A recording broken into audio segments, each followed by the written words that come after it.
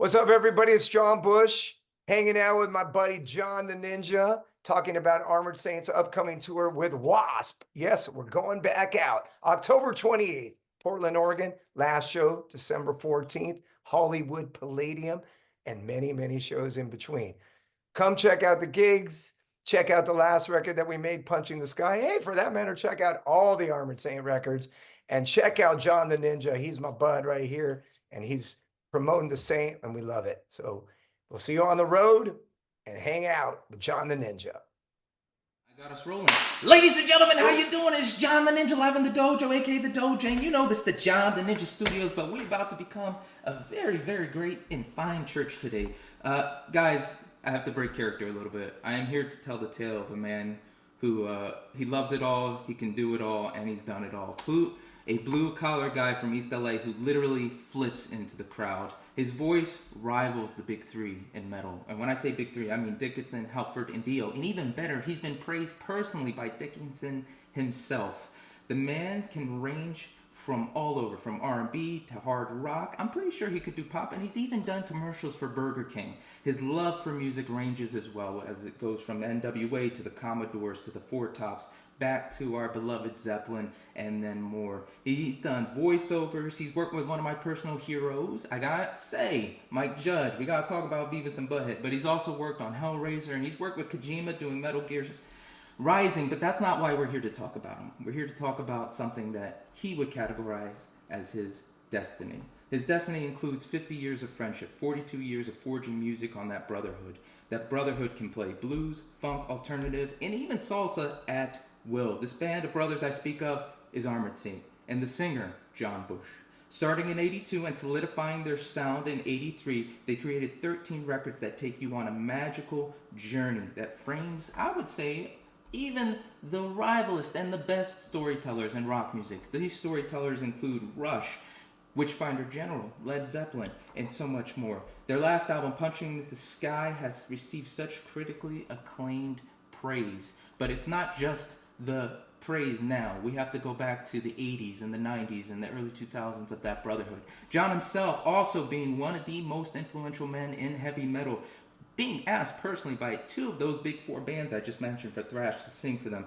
He has a range that goes all over, and he's been praised by rock artists and non-rock artists, singers particularly, for his abilities. He's worked with Metallica, Anthrax, Death Angel, shout out to Mastodon, UFO, Quiet Riot, Queen's White, and Metal Allegiance, along with a fan of this podcast, Category 7, and also, I'm going to mess up the name, hold on guys, Electric Spaghetti. Currently going on tour with Wasp, and coming to my beloved Electric Factory, the Franklin Music Hall, November 17th. Ladies and gentlemen, Armored Saints, John Bush. Good sir, how are you? Dude, that intro was, I mean, you almost bring me to tears, man. That was awesome. That was incredible. One big build up right there. That was awesome. Now you know how I felt when you came on. You said, "What's up, Ninja?" I was like, "Hey!" That's cool. I mean, you made me think about all the things I've done in my career. I guess I should feel pretty proud of them. That's really cool. Thank you very much. No problem. As you said, good sir. I know you try and take the humble route and you try and pull back, but really, what an amazing career we're going to get to. I have a lot of questions. We don't have a lot of time. So let's start first. How's your break? You guys are going on tour in 2 weeks. Are you at home in East LA at the duplex? Are you chilling? Where you at? I live in the Mid Wilshire area of LA. I live like about 3 blocks south of like LACMA and Farmers Market. Fairfax and Pico is like a pretty famous corner that I live near. So this is my house here. You can kind of look around. This is the bar where we don't drink enough, actually, my wife and I. We should probably drink more, but no, we have a fun, great house, and it's a little in disarray right now because we're having some construction stuff going on. Hopefully you won't hear some things in the background, but yeah, all's good. We're here at home prepping for the tour. We'll start rehearsing next week, and I mean, we just were in Europe for a month, so we really probably shouldn't even have to rehearse, but we will. Well, you're a big fan of like the mistakes. I know what you mean when you mention like, oh, music isn't perfect. So if you're a fan and you catch on like, oh, he did that differently, or they messed up here, it's fun, but you're also like, hey, it's still got to have its grounding. So I could see why you guys are rehearsing. Another friend of the podcast, Jamie Jameson, was talking about when you guys were in Jersey this last round for Armored Saint and how that Tuesday crowd really came through.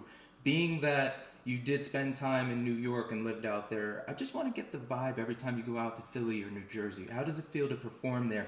I feel like Armored Saint is placating to us with the storytelling and the actual riffs you guys come up with. Well, in my time in Anthrax, which is almost 13 years off and on, I spent a lot of time in New York and Yonkers and in the city. Obviously, we spent a lot of time, being in that whole tri-state area. We made a record outside of Philadelphia in Conshohocken, which is the record stomp. So I love the East Coast. I love being back there. The fans are diehards, of course, and they have no qualms about telling you their opinions and what they think.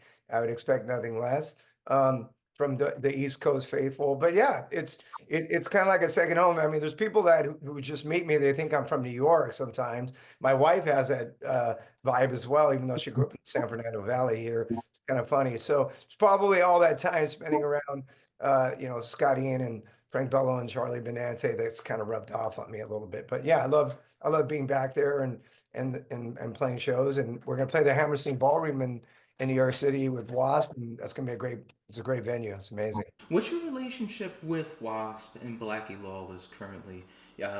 With so many people you've toured with, they are one of the few metal bands that still have a little mystery behind them. They keep it private, just like Maiden did as well. But it's like every time Wasp gets mentioned, it's like, oh, we gotta hop on this. They don't, reveal often, I think is the perfect word. So, what's your relationship with Wasp? The band is great. They treated us like gold last time. Blackie was amazing. Mike and Doug and Achilles are a killer band, and we're excited to go back out with them. We were supposed to do this leg anyways, and then because of scheduling and some of his physical ailments, we had to postpone it, and then eventually we canceled it.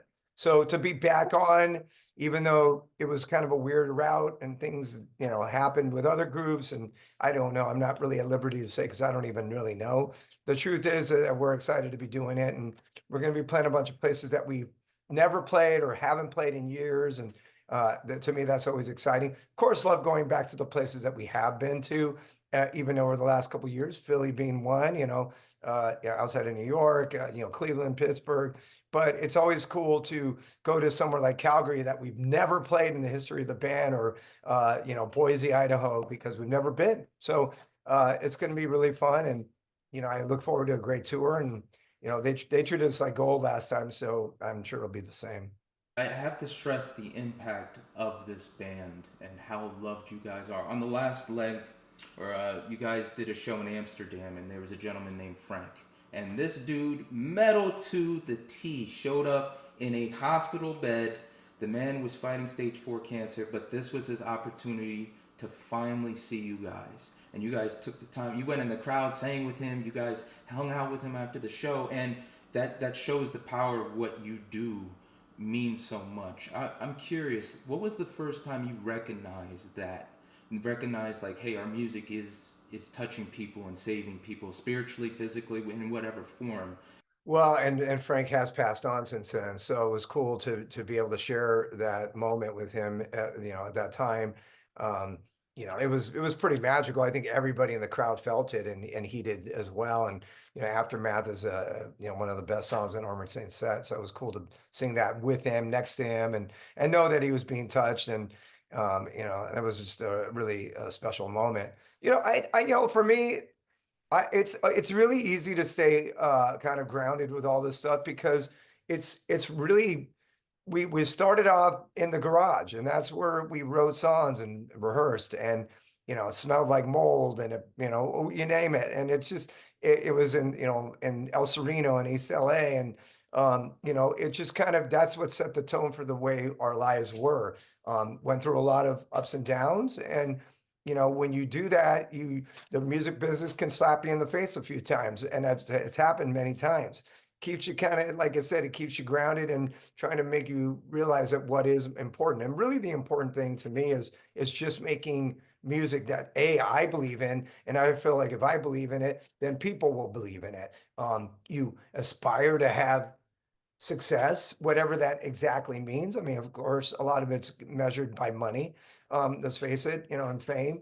But if one person is touched by what you do, to me, that's an achievement. So, you know, again, I always and do it on your terms. I mean, for me, that's what we've always kind of struggled for as well, is to do it on our terms. You know, we've had people come in the business in and out of our lives and trying to kind of determine what we do and suggest things. And, you know, that's very normal. I think every band has experienced that. But, you know, at the end, we kind of want to just say we kind of did it our way and believe that what we're doing is it feels sincere and you know, right, if you will. And if you do that and you can have some success, then you're really fortunate. I just recently was talking to somebody about I know that have had no success who are amazing and haven't had anything, you know, and are still like super gifted. So you know, I think everything should be really appreciated on whatever level it is. And you know what? Every time you say something, it just makes me remember something else you said in another interview. And I was thinking of like the Anthrax show you guys did for September 11th and how impactful that was. You are always grounded. And there was a statement one of your friends said. I never got his name, but it was something along the lines of don't read the headlines. Oh, I mean, yeah, my buddy Andy, and who he's also, it was his 20-year anniversary of his passing just like a week ago. Yeah, he would say, don't read, you know, don't, it was, don't read your own press clippings. He also, you said a line, water off a duck's back, you know, and in a sense, making just let it slide.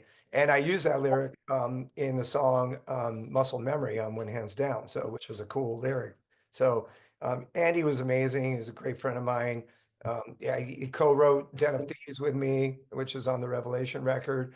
Um, yeah, you know, I mean, you just you want to make sure that those things, the things that matter in life are the ones that really do, and just kind of roll with all that, and not be too concerned with the, like I said, the level of fame, because I think that kind of is misleading.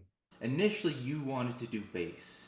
Then I could see the influence around you. I'm like, Joey got a bass. There's a lot of Spanish culture where you're at, you know. And I wanted to know, was it the fact that you're in East LA? There was a lot of Spanish. A lot of the guys in the band are Spanish, or was it more the R&B? Was it a combination? Who really was the bassist? You know, like yo, I look at Steve and Flea. I'm like, yo, I want to pick up a bass too. You know, who catered you to that? That's funny. Well, I actually did start as a singer first. So I did, because that's the first time I ever performed. Let me get this right here. I'm trying to remember. It was a long time ago. So I believe that, you know, the first thing I ever did as a music performer was this band that we did.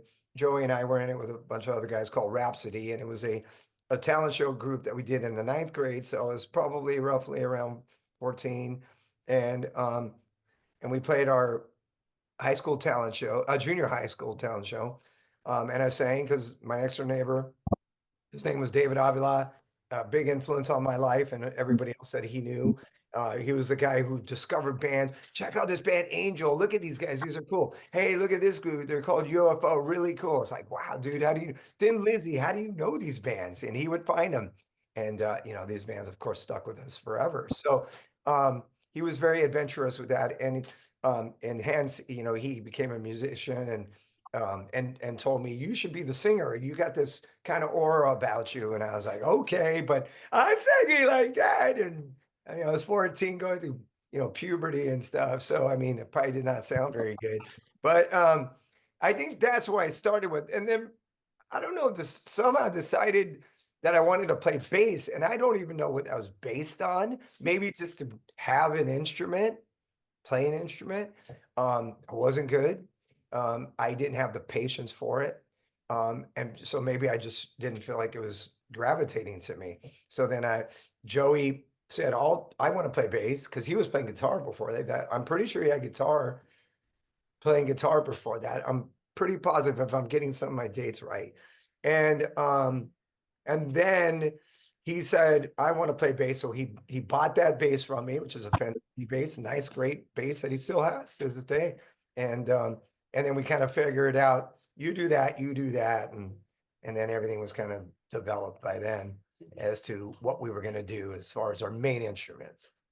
Man, I just love But how but yes, I mean, I love, we love all that music, that's why I was just doing an interview with saying the Four Tops was really not a stretch because as much as we love bands like Kiss and, Thin Lizzy and Queen and, Sabbath and Zeppelin, we also were listening to Earth, Wind and Fire, Gratitude and Intervisions and, all these other artists that were like from that soul and R&B world. And, those are still some of my favorite groups of all time. And so I think it wasn't that much of a stretch to do a Four Top song because it was, other than the fact that they originated in the 60s, so they were actually a little ahead of our time. Of course, that song came out, One Chain came out in the 70s, but in the 70s was the decade that had the biggest impact on us for sure.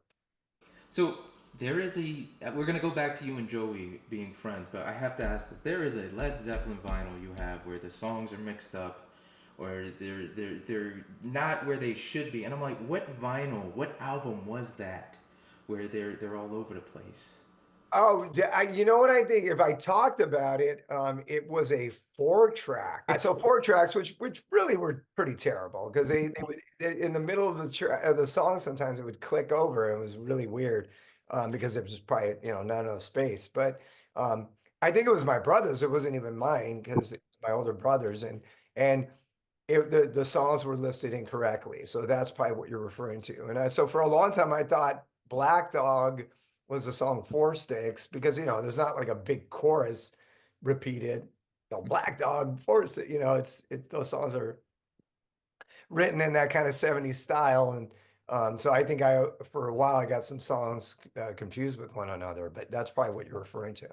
You guys have been through everything that you can conceivably think about, and when I think about my friendships that have lasted over the decades, over the years, sometimes I sit there, I'm like, I don't know why these guys are my friends. Whether it was how it started, it's like, yeah, basically you just walked in the room and started playing video games, or it's like, no, we've been friends since kids. And I've had to come to grips with what I feel like I give to them. I know they say they appreciate me and they've gone out of their way to prove it, but I was wondering, like, you know what is it about the way I am that really gives back? And I was curious how you feel you fit in the place, filling that piece of the puzzle for Armored Saint. Well, again, it was it was rooted in being friends as kids.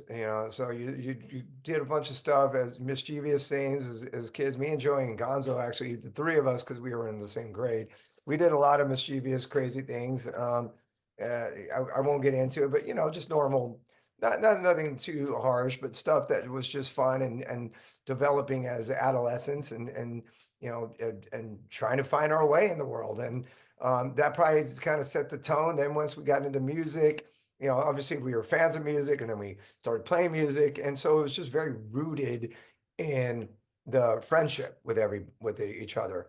Then we met Dave, and Dave was a whole nother crazy beast that we experienced many things with. And then by then, of course, we were in high school and on to other things and girls and you name it. So it was just a lot of experiences that probably determined somehow, some way, why the music was what it was and how that shaped the music, almost subliminally, if you will. So, I'm not going to lie here and say that everything is roses all the time. That's just not true. We've been friends for over 5 years, and 5 decades, and it's not all peaches and cream all the time, as anything wouldn't be. But in the end, we usually kind of find a common ground, and that is the band and the success of the band and doing everything on basis of the band. And I think that kind of always is a determining factor of how we make decisions and what we think is right. And doesn't always, we butt heads, and that's normal, as you would with a marriage or other friendships or business partners. You're not always going to agree, as long as you're willing to bend and compromise, and you'll come up with the best solution, and that's what we usually do. But I think it was probably always grounded in that friendship that developed so early on. One thing you stated, rest in peace to Dave as well, you stated that he forced you all as a band to write honest and genuine. Do you feel like even today, even though he's been gone, is there a particular song even after that album in the 90s where you felt like, no, I have to really pull through for what Dave told us? Is there a song that you kind of feel like is the perfect representation of that challenge that he placed on you guys? Well, it's weird. Like we'll write stuff and I'll say that sounds like a Dave idea. Like, there's stuff on Punching the Sky, that I think sounds like something Dave would come up with. Um, it just maybe Joey, Phil, Jeff, maybe they just kind of they channel him in some kind of way. I don't think maybe it's intentional, maybe it's not. Maybe it just kind of happens. So I think even though he's gone and we've pretty much utilized just about everything that he has written. There's really not much more in the chest there to dig out that Dave was part of because we've used it in some capacity or another. Um, I still feel like his influences have come through us in our writing with new material, and like you'd have to ask Joey if something specifically was influenced by Dave or it just kind of came out sounding that way. But it's really cool. It's still his vibe, and I wish he was here because. I can only imagine how great of a guitar player he'd be after all this time. I mean, he was incredible then. He was really gifted, kind of ahead of its time. His time, he had this kind of Euro Uli Roth style, but at the same time, extremely soulful, especially for being the white ginger kid that he grew up in this middle class affluent neighborhood. So somehow, some way, he still had it to be like the soulful guy. So he was really, really just very, very tasteful in the way he played and inventive. The fact that you guys are just still able to reinvent yourself. It's not so much a full reinventing like in hip hop, but you stated you want the band to be Armored Saint, but today you want it to be current. You want it to not just be a parody of itself and go back. You know, for me, a lot of people love Rain and Fire. You said that's one of your favorite songs. I feel like Encompass is what Saint is about. Would you say that is the best representation of the modern day Saint or Saint of all time as far as music and songs go to represent the band? Well, it's a great tune. It's live, certainly one of the best songs of the set. It has that great riff that Dave wrote, and kind of lyrics that are a bit campy, um, uh, but at the same time, big chorus. And it's I think that it kind of is, it's kind of a perfect Armored Saint song, if you will. Um, I think the important thing is to, like I said, just write sincere stuff, not mail it in. It's always a challenge. I'm working on some lyrics right now, and I've written a lot of songs, so like I find myself going, wait a minute, I say that, and then I realized I did, and I was like, darn it. So I had to kind of change it, and but that's the thing is like you want to always push yourself as a writer, as a singer, as a musician to keep bringing something new to the table because you don't want to just be repetitive and kind of do the same thing. To me, that would be very just it would be weak, quite frankly. And so it's a challenge to do that.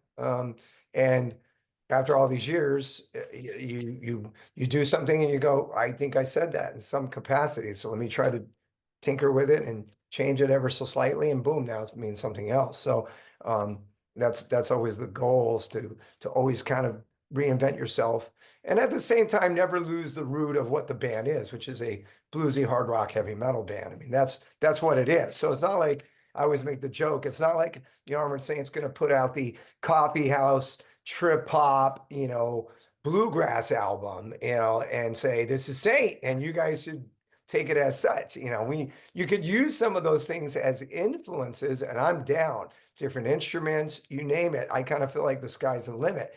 But in the end, we are still kind of a hard rock heavy metal band, and you want to honor that.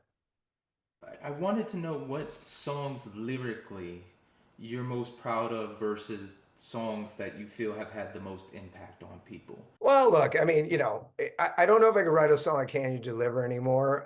I'm proud of it. It's a great song. It's a crowd pleaser. I don't think I like created some incredible story with it. And, I'm proud of it, like I said, but it's not like it was this inventive, amazing lyrical, story that is is like really deep. But it's a great tune, don't get me wrong. But something like Standing on the Shoulders of Giants is an incredible song. I think Another Day, what it means, especially at the time with Day's illness, and writing that song and the heartfeltness behind it is a great song. Um, I'm really proud of Left Hook from Right Field, because I think it's pushing buttons a little bit with a slight wink and a smile, and but touching on important subject matter. I love Chemical Euphoria. I think it was an important song to write in 1987, and still pertains to what we're dealing with, this so-called drug epidemic and war on drugs to this day. So it's kind of stood the test of time. I mean, there's many that I'm really proud of, and um, I think it's not everything has to be deep, though. It can, something. As a matter of fact, this song I'm writing, I'm trying to be almost anti-deep about it, just to not go to try to kind of pull myself back and challenge myself in a different way, but still creative. And that's where the fine line comes. And it's interesting to see how revered you are. Like, we gotta shout out to Mike Orlando in Category 7 and the Like team. Orlando's awesome. You guys are amazingly humble, but you guys are just such phenomenal musicians. And one thing when I was talking to him, hyping up Category 7, was, you came in and they were just in awe. And it's like, we're writing for John, we're writing for him to come in and paint the canvas. When you're in a position, because you're already a humble person, but when you have such pull, when everybody's like, you can do whatever you want, we're happy. How do you try and pull out, like, hey, you know what? Could you really give me your honest opinion? How do you kind of pull that extra voice out of them when they're already in awe of what you do or did?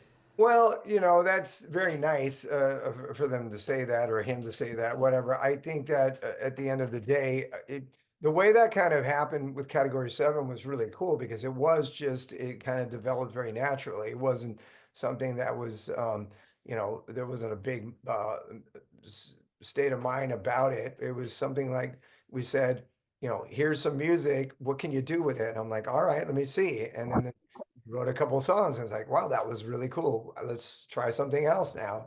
And it kind of just naturally happened. And I've said this before, but to me, that's the best way to write music and make music, is for it to kind of happen in its own way. So I was stoked that they kind of, I mean, they didn't necessarily say, here, go run with it, but I guess they did in a way. But once I started writing some lyrics, I mean, things just kind of came out, and it wasn't super easy, but it was a little easier than I anticipated. And maybe the music just motivated that, and it really did, because the music was super powerful, and those guys wrote some really amazing riffs, and it kind of, the songs just kind of happened. So it's great when that does develop, because, like I said, sometimes those songs write themselves. And that's kind of what happened with that. So maybe that's why the record is getting the kind of response that it is, because it feels like it kind of it just did happen, which is great. And so I don't want to overwork music or lyrics, because I think that in my opinion, through the years, songs that you had to beat up usually didn't end up being very good. Things that kind of happened almost quickly, um, sometimes are some of the best songs ever. Like Only was like that, Only kind of, I mean, Scott had some ideas, and certainly the music was done. And then I came into play, and I said, oh, I have a couple ideas for this. And next thing we knew, that song was completed in almost like an hour. So, and to this day, it's probably not only the biggest Anthrax song I'm a part of, but maybe the biggest song I'm ever part of. So, it's, and it just kind of happened like that. Every song is different, and doesn't mean every song is going to be easily written that quickly. But I do think if you have to kind of go back and like and then keep beating something up, in my experience, those are songs that end up being kind of not as good.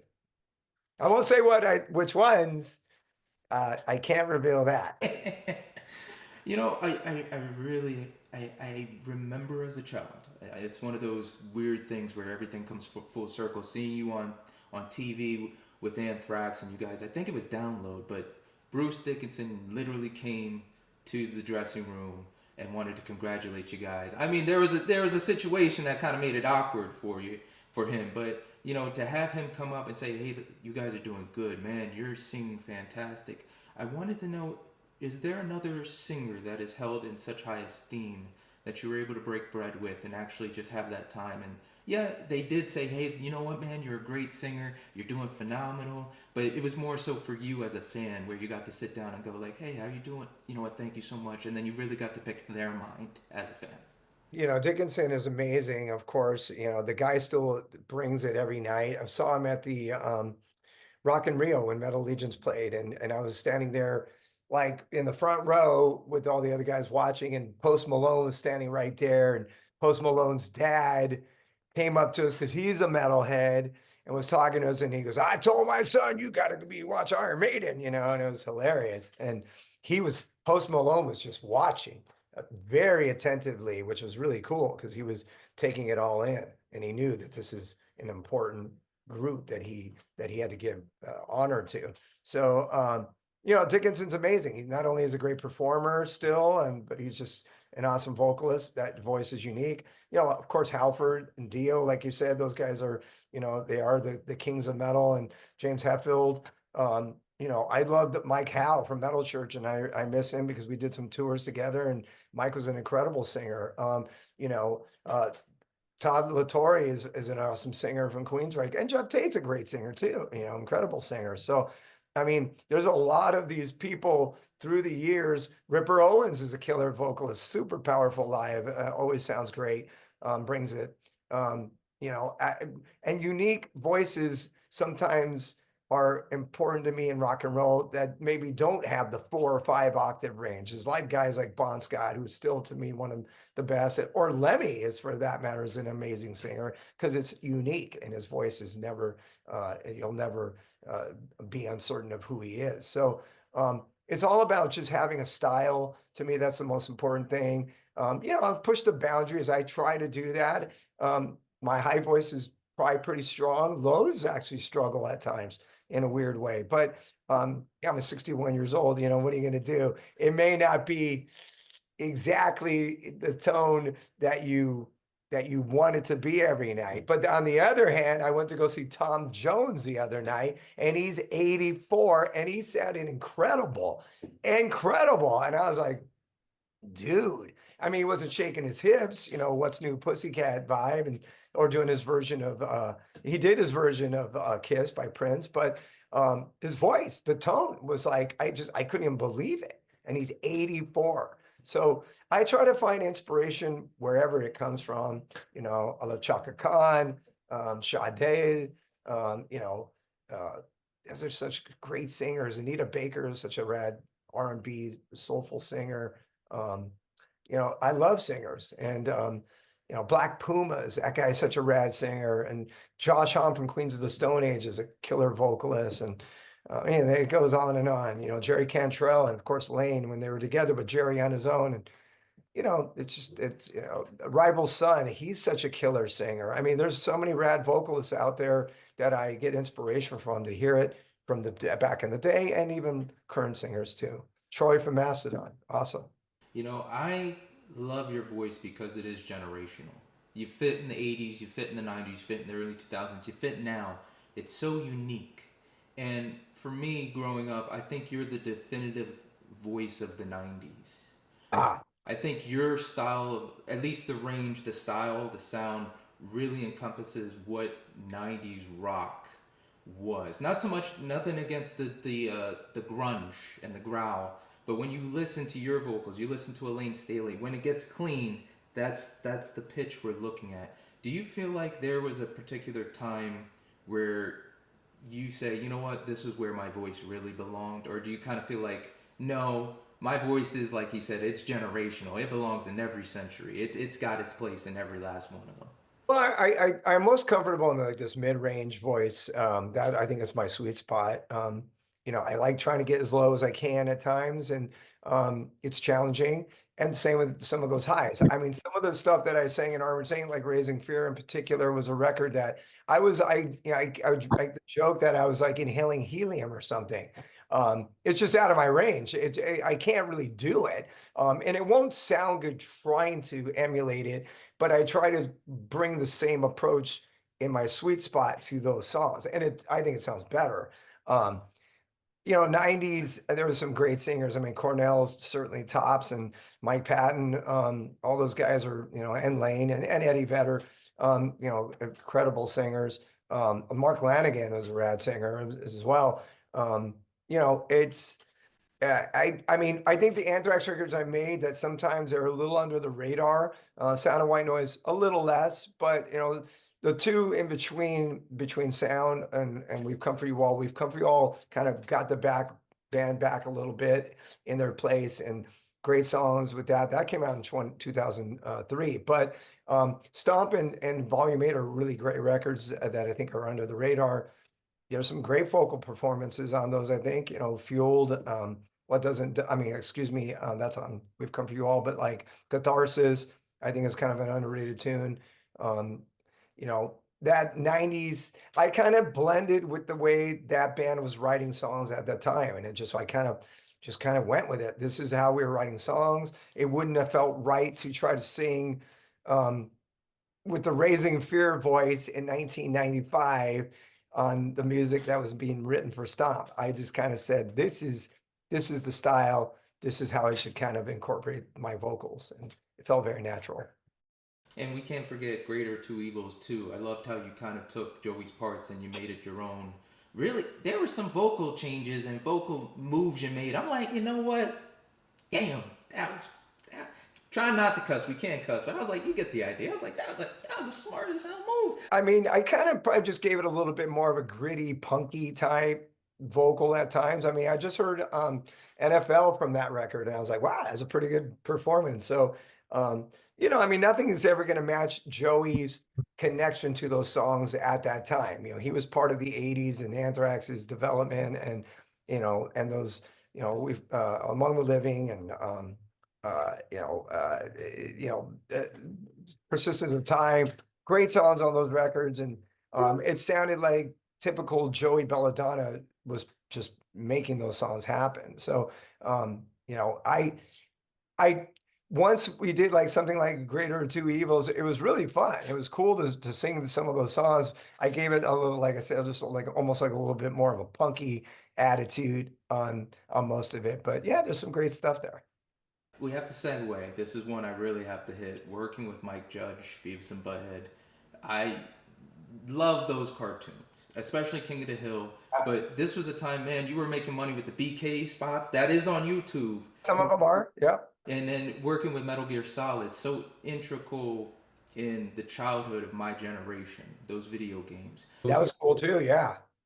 What was it like working with Mike Judge, this guy who's like a behemoth for other creators like Metalocalypse and all these other TV shows, musicians? Well, we did the one thing that ended up on the record where we were doing the skit, if you will, for the song, looking down the barrel of a gun. And it was me and Charlie, and I don't know where Frankie was at the time, but it was me, Charlie, and Scott. And we went in with Mike and just went in the studio and just started riffing. And to watch him go back and forth, I mean, we were just kind of watching him and chiming in when we could. Part of the storyline, which was a true story, that Anthrax had these books and pictures and whatever. It was primarily created by crew guys, not the band. Let me state that for the record. But yeah, it was funny to watch him do both those voices and kind of go back and forth. I'm sure there was some editing involved in the end, but it was just, I mean, it was weird to see him do this, and bring those voices out. And he's just a really talented guy. And anytime you can be surrounded by people in different parts of the entertainment industry, maybe not just musicians and actors and you name it, artists, maybe, whatever, or people that play different type of music, like Angelo Badalamenti. That was really, really awesome as well. And having Al Jorgensen do remixes of songs and his style. And, just anytime you're around people who are talented, whatever capacity, it's pretty amazing. So you treasure all those moments, and the Mike Judge one was, well, it's documented. It's on the record, thankfully. So it was pretty awesome. What I love about Armored Saint is the story of just keep going, keep fighting, do what you can, and again, the destiny and the brotherhood. You said you always felt like Armored Saint was playing catch up. There were moments where it's like, hey, we're doing good in England. No, no, focus on the States. Or you would get back and forth from the record company, or you had to pull something back, or something happened. For you right now, what is the most important thing in pushing or solidifying Armored Saint? I know a big thing for you is making sure that your albums are available. And man, when I say Brian's doing a great job, shout out to Metal Blade of working with you guys and Joey's wife and getting things going. For you right now, what is more important? Being able to, stress like, hey, we really need to go to these places we haven't played. Hey, let's get our music on the disc. What are your goals for this band to propel it forward? The funny thing is, Armored Saints probably bigger than we ever were. Other than I would say maybe the stretch in like 1984, 85, where we were on MTV and touring with Quiet Riot and Metallica and Wasp. Other than that period of time, we actually took a decline shortly after that. Until there was Snowman, and we didn't make a video for that record, which was kind of weird because MTV wasn't playing metal videos in 1986, if you will, because I don't really remember, but it seems like it because that's what we decided. And we didn't even really make a production video for Raising Fear either. We did the one classic show, which was the First Avenue show in Minneapolis on the Headbangers Ball Hell on Wheels tour, and that lives on with Halloween and Grim Reaper, which is great, but it wasn't a production video. So and then Simple Salvation kind of resurrected the band as well, but it was also the 90s, so everything was changing. But I'm just stoked that we're still doing it and playing and touring and making music that I stand by, thinking it's some of the most awesome music we've written. Last couple records are some of the best things we've ever done. I put it maybe at the top of what we've done. I know everyone feels connected to the 80s, and I get it because I feel that way about the 70s records that I loved and discovered. But, in the end, it's all about quality, trying to get the right situation that you can make some money, but also be exposed in front of a certain amount of people, but doing it again on your terms. I think that's the important thing, because are we going to be some band headlining arenas? We're not. It's just not going to probably happen. So it's okay if you have that. I mean, you could have that dream. That's fine, but probably isn't realistic. But I keep things in perspective and cherish everything we've done and just keep plugging along. And I think that just natural kind of desire and gusto is the thing that next thing you know, you're like, wow, we sold a lot of t-shirts, and like, wow, we sold a lot more records. And it kind of happens naturally. It's synergy. I don't know. I mean, I don't have too big of goals because I know that's probably sounds detrimental. I wouldn't tell my kids that because it sounds like you probably just wouldn't say that. But and I think everything's just kind of, as long as you're working hard and you're trudging along and you're being sincere and you're being creative and you're, like I said, working. I think everything kind of happens naturally. And I think that to me is really what it's all about. I really am curious that you said that, maybe not the stadiums. I feel like if we ever drop the documentary into a massively, I know you guys were still looking for a home, and out of respect to Russell, you wanted to do it right, but I feel like that might also be a game changer for you guys, because I'm not sure if you're aware, but the documentaries on Armored Saint on YouTube and other platforms are so well done. You would have thought MTV or VH1 did them for you. It's incredibly fascinating, the nooks and crannies and the stuff they find about you guys. I always end these with the most important question. Sometimes it's a silly answer, sometimes it's serious, sometimes the person who told you it might have been blind drunk or just out of their mind. But what's the most important piece of advice you've ever been given? You know, my mother-in-law, she was crazy, wacky woman. My wife's probably going to she takes after her, and she's going to be a lot like her, and it'll be really comical and ball busting throughout. She told me when we were getting married, I got some advice for you. And I said, what? And she said, wash your balls. That's it. Man, I had to just throw it out there just to keep things light. She did say it though. And I was like, well, I do wash my balls, but yeah, every night. Anyway, it's pretty funny. Man, I don't know if I could pinpoint one specific thing musically. I think, I just think that really is probably something my mom probably instilled in me is just kind of, you know, a a support that really wasn't necessary verbal, but just a aura of support of saying, I believe in you. And it wasn't even with words, actually. It was more of with just support and love and always being there for me and believing. My mom ran the fan club for the band for several years. It's probably, and I helped her. It's probably one of the reasons I don't like to do social media, because I actually really was a big part of the Armored Saint fan club for a while and wrote hand letters to people.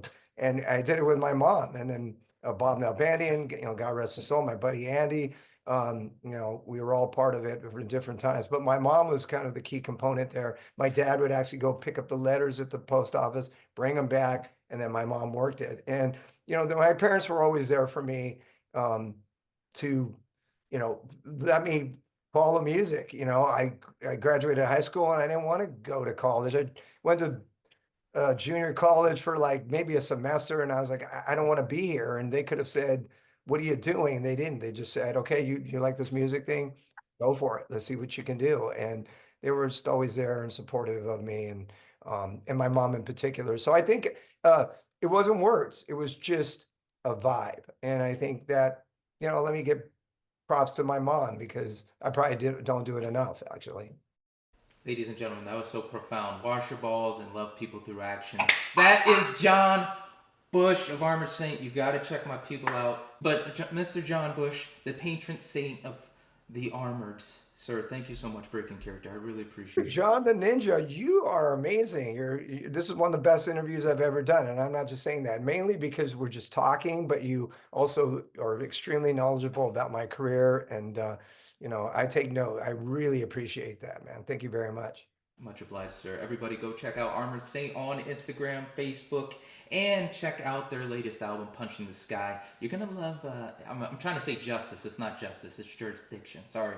My Jurisdiction. Great song. Sounds kind of like a 70s throwback for sure. I love that song. I was thinking that too. And then Lone Wolf was like 90s. Or She Wolf. We'll top it up afterwards. But Lone Wolf is also one of my favorite songs on that record too. I had fun making that video. It was cool.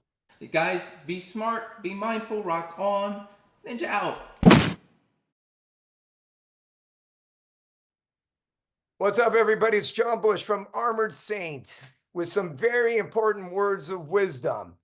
Wash your balls if you have any. That's right. Crank up the Saint. We'll see you on the road with the Wasp and my man, John the Ninja. Woo, baby, you listen to John the Ninja. Oh, your ears are about to go on a vacation. John the Ninja's got what you need.